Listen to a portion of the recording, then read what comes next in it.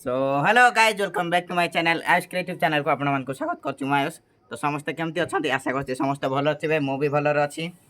तो आज मु ब्लॉग स्टार्ट करछि काहेकि ना आज हमरो एठी ठाकुराणी पूजा माने आज होछि अक्षय तृतीया। तो नारायणी मांकर पूजा आज हमर स्टार्ट होछि ता दिवस को थरे हुए। तो सेथि पय आज हम नारायणी मां को एठू नेबा पय जिबू माने फुलबाणी रो समस्त लोक एठू नेबा पय जिबे पूरा गोटे आमर नाच गीत सब होगा से जीवु।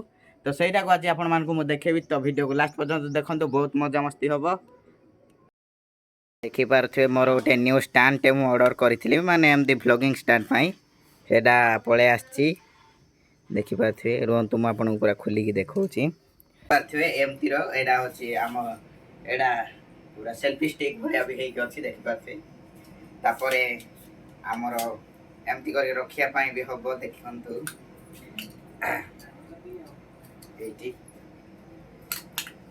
ये मु ब्लॉग गोटे काढ़ी आनी भल लगुच एमती करके ब्लॉग करने भल अच्छी आईटा लाइट अच्छी जलुची। तो यहाँ हूँ आम राम मंदिर एटा फास्ट स्टार्टिंग होती। तो एमती बजा आउ गीत नाच होमती सब आम नारायणी माँ को नापी आम जीवु। तो मुझे आसला बेले तो किसी वीडियो करनी तो डायरेक्ट मुझे पलि आसली आ।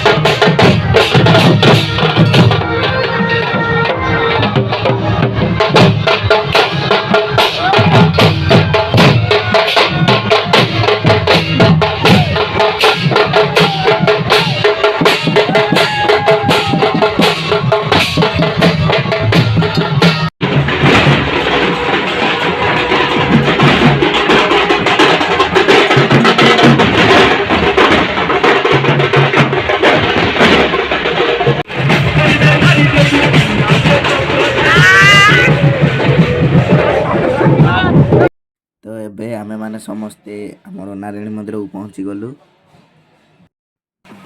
ଏବେ ସମସ୍ତେ ଭିତରକୁ ଯାଉଛନ୍ତି। ଆମେମାନେ ତ ଭିତରକୁ ଯାଇପାରିବୁନି, ଯେଉଁମାନେ ସେବକମାନେ ସେମାନେ ଯାଉଛନ୍ତି। ଦେଖିବା ସେମାନେ ପୂଜା ଅର୍ଚ୍ଚନା କରି କେତେବେଳେ ମା ପ୍ରସନ୍ନ ହେବେ ଦେଖିବା ଆଉ। ଦେଖିପାରୁଥିବେ ବହୁତ ଭିଡ଼ ହେଇଛି, ମାନେ ଫୁଲବାଣୀର ଅଧାରୁ ଅଧିକ ଲୋକ ମାଆକୁ ସ୍ୱାଗତ ପାଇଁ ସମସ୍ତେ ଆସିଛନ୍ତି। ତ ମା ଏବେ ଆମର ପ୍ରସନ୍ନ ହେଲେ, ବହୁତ ସମୟ ନେଲେ ତାଙ୍କେ ପ୍ରସନ୍ନ ହେବାର। ତ ଦେଖନ୍ତୁ। ତ ଗାଇଜ୍ ଆପଣମାନେ ତ ଦେଖିଲେ ଆମର କାଲି ପୂଜାରେ କେମିତି କ'ଣ ଠାକୁରାଣୀକୁ ନେବା ପାଇଁ ଗଲେ, ସେଇଟା ତ ମୁଁ ଭିଡ଼ିଓ କରିଦେଇଛି। ଅଧା କରିଛି ଆଉ ଅଧା ଗୋଟେ ଭାଇଙ୍କୁ ମାଗିଛି, ତାଙ୍କେ ମନ୍ଦିରକୁ ଯାଇଥିଲେ, ତାଙ୍କୁ ମାଗିଛି ତାଙ୍କେ ଦେବେ। କାହିଁକିନା ଆମେ ତ ମନ୍ଦିର ଯାଇନୁ, ଅଧାରୁ ହିଁ ପଳେଇ ଆଇଲୁ, ନିଦ ମୋତେ ବହୁତ ଲାଗିଲା ବୋଲି। ତ ମୁଁ ଶୋଇପଡ଼ିଲି, ଆସିକି ହାଲିଆ ହେଇକି ଶୋଇପଡ଼ିଲି।